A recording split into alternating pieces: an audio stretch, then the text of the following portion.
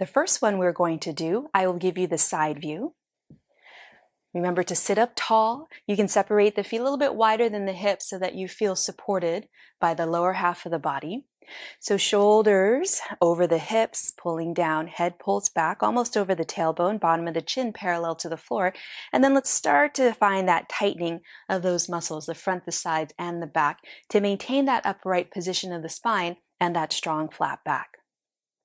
We'll be hinging forward at the hips, up to 45 degrees or less, and then use the core muscles to draw yourself back up, maintaining that strong flat back.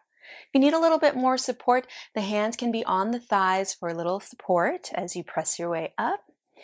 Other options, you can cross the arms over the chest. If you want even more of a challenge, fingertips lightly behind the ears, elbows pulled back, pull the shoulders down, and then you can hinge forward at the hips, and then use those strong muscles along the back of the body to pull yourself back up. So find a position with your arms that feels good on the shoulders. And let's just do 2 more, hinging forward at the hips, coming up with that strong flat back. And last time. Doesn't take a lot to engage those muscles there. Relax those arms down. You can shake it out if you need to. And then the next exercise, we'll be focusing on the muscles along the side waist. We'll do little side squeezes. So let's draw the arms alongside the body with the palms facing each other.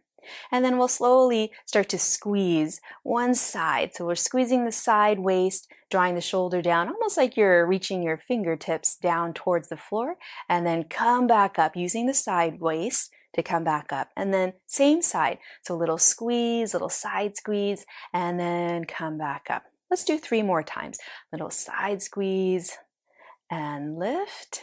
Twice more. Just lowering the fingertips down a few inches. We're not trying to touch the ground. Last time. And come back up. Still sitting up tall.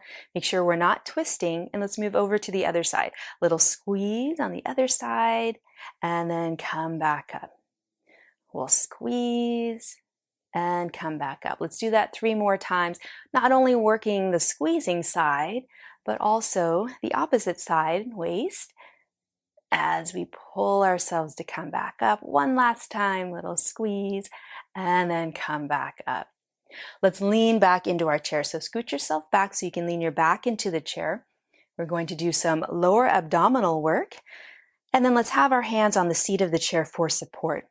And then from here, we're engaging through the lower belly and we'll lift the heel and use that strength of the lower belly to lift one heel. If you feel like you can go a little bit more, then you can lift the foot completely off the floor and lift to a height that feels good, where you're really working through the lower belly muscles. And then we'll release. So you'll feel some work in the leg, but focus on the lower belly muscles. So we'll lift at any height that feels good, feel the squeeze, and then release. You might even feel the rest of the core working as well. Lift just to a comfortable height and release. Let's do 2 more times. We'll squeeze and lift and release. Last time, squeeze the lower belly to lift and then release. Over to the other side. Remember, you can keep the toes down and just lift the heel if you'd like. So we'll squeeze the lower belly and lift to your height and release.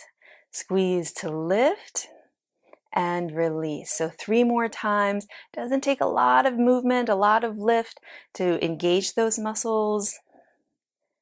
And then let's do 1 more time. Squeeze and lift and then release. And then let's sit back upright, scooch back more towards the front edge of the chair. Really feel your feet firmly planted down onto the floor.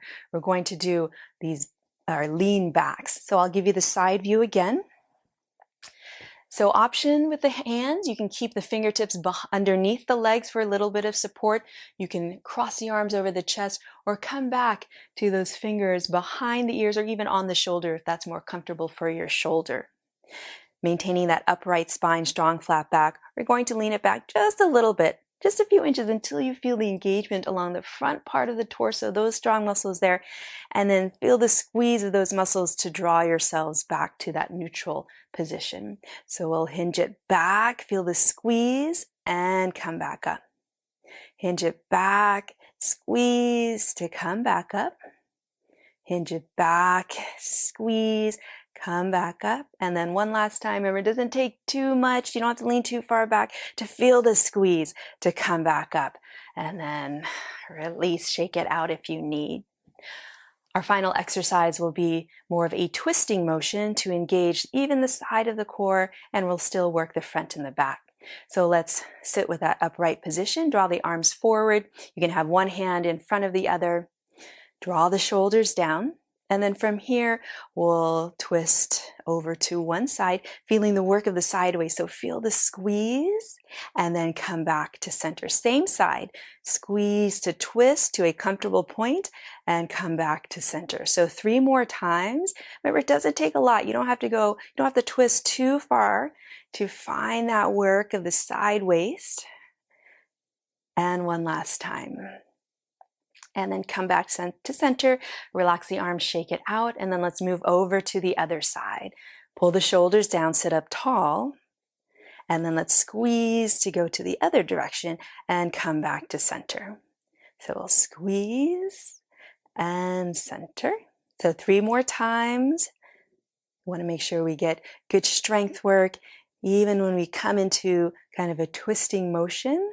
Can mimic our more everyday movements in our lives. Come back to center, relax, shake it out. Hands can be on the thighs, maybe a little wiggle, a little stretch, whatever feels good to your body.